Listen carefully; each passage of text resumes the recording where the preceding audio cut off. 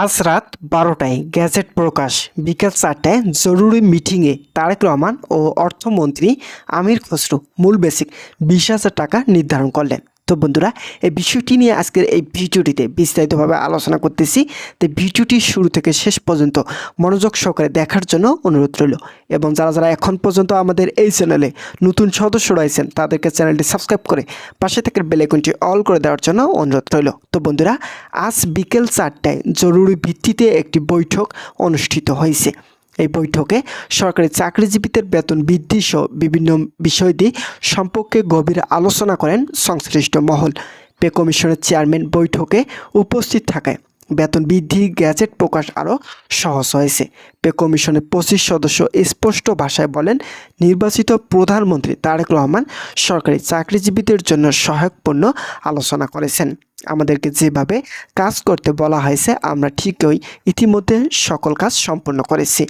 আমরা জানি সরকারি চাকরিজীবীরা অত্যন্ত বৈষম্যের শিকার।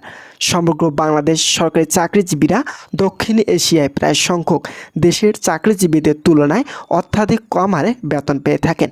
তাই নবনির্বাচিত সরকার চাচ্ছেন আগামী ঈদের আগেই সকল কার্যক্রম বাস্তবায়ন করা হোক। ইতিমধ্যেই গ্যাজেট প্রকাশের যে ডেডলাইন ঘোষণা করা হয়েছে, এই ডেডলাইন অনুযায়ী গ্যাজেট প্রকাশের প্রতিশ্রুতি দিয়েছেন প্রধানমন্ত্রী তারেক রহমান। তো বন্ধুরা, ভিডিওটি চলাকালীন সময় এখন পর্যন্ত যারা যারা আমাদের এই চ্যানেলে নতুন সদস্য রয়েছেন তাদেরকে চ্যানেলটি সাবস্ক্রাইব করে পাশে থেকে বেল আইকনটি অল করে দেওয়ার জন্য অনুরোধ রইল।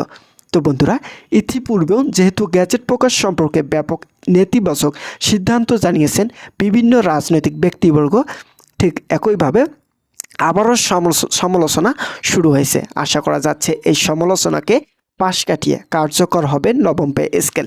কেননা গ্যাজেট প্রকাশ করা না হলে সরকারি চাকরিজীবীরা ক্ষতির সম্মুখীন হবে।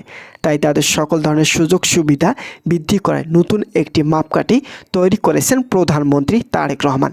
এছাড়াও যারা বৈঠকে উপস্থিত ছিলেন তাদের সকলের মতামত খুবই ইতিবাচক ছিল। তাদের সিদ্ধান্তগুলো ছিল বৈষম্য নিরসন এবং কর্মচারীদের আর্থিক সমস্যা দূরীকরণ। অর্থনীতিবিদরা বলেন, 22 লক্ষ সরকারি চাকরিজীবীদের পরিবারের মুখের হাসি ফোটাতে হলে অবশ্যই নবম জাতীয় বেতন স্কেল কার্যকর করা প্রযোজ্য। কেননা সর্বশেষ 2015 সালে 8ম বেতন স্কেল কার্যকর করা হয়েছিল। এরপর 2020-2025 সালে এই দুইটি বেতন স্কেল বাস্তবায়নের সিদ্ধান্ত থাকলেও বিভিন্ন তালবাহানার কারণে তা বাস্তবায়ন করা হয়নি।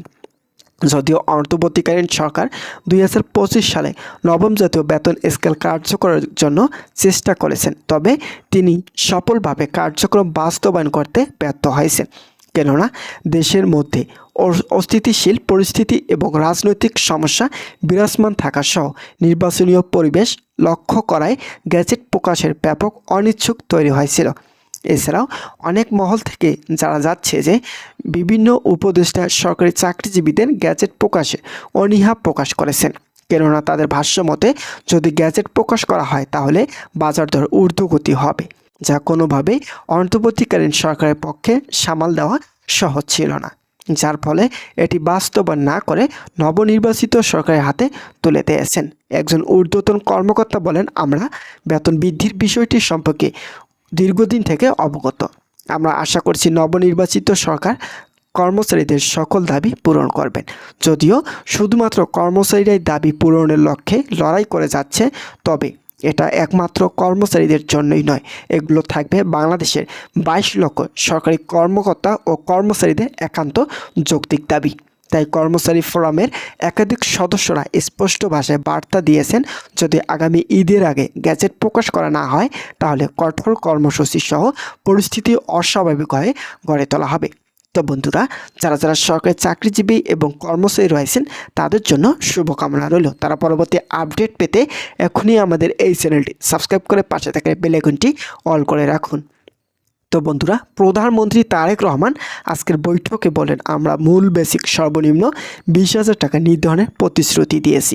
ইতিপূর্বেও অন্তর্বর্তীকালীন সরকার গঠিত পে কমিশন যে রিপোর্ট তৈরি করেছেন সেখানেও সর্বনিম্ন মূল বেসিক 20,000 টাকা নির্ধারণ করা হয়েছে।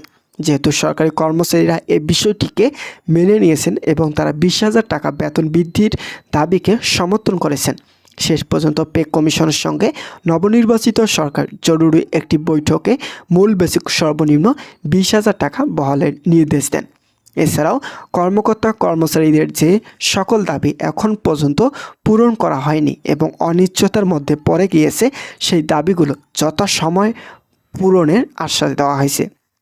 তারেক রহমান এই সিদ্ধান্তগুলোকে বাংলাদেশের প্রত্যেকটি সেক্টরে চাকরিজীবীদের আর্থিক উন্নয়নের নতুন গতিপথ সৃষ্টি করবে বলে মন্তব্য করেছেন সংশ্লিষ্টরা। তো বন্ধুরা, যারা সরকারি চাকরিজীবী রয়েছেন তাদের জন্য শুভকামনা রইল। তারা পরবর্তী আপডেট পেতে চ্যানেলটি সাবস্ক্রাইব করে রাখুন।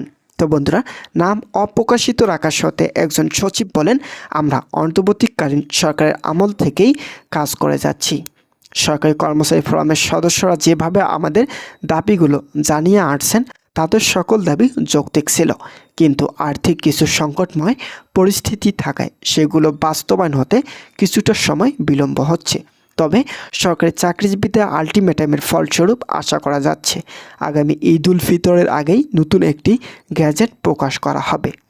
এই ডেডলাইন প্রকাশ হওয়ার পর থেকে সরকারি চাকরিজীবীদের মাঝে নতুন আলোড়ন সৃষ্টি হয়েছে এবং তা কার্যকরে নতুন রূপরেখা বাস্তবায়ন হতে যাচ্ছে।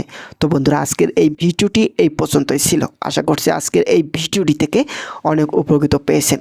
যদি কোনো ধরনের উপকৃত পেয়ে থাকেন তাহলে অবশ্যই আমাদের এই চ্যানেলটি সাবস্ক্রাইব করে পাশে থাকার বেল আইকনটি অল করে রাখবেন, যাতে পরবর্তীতে নবম জাতীয় পে স্কেল সম্পর্কিত সকল গুরুত্বপূর্ণ আপডেট তথ্য আমাদের এই চ্যানেলে পেয়ে যেতে পারেন। তাই সকলকে চ্যানেলটি সাবস্ক্রাইব করার জন্য বিনীতভাবে অনুরোধ রইল।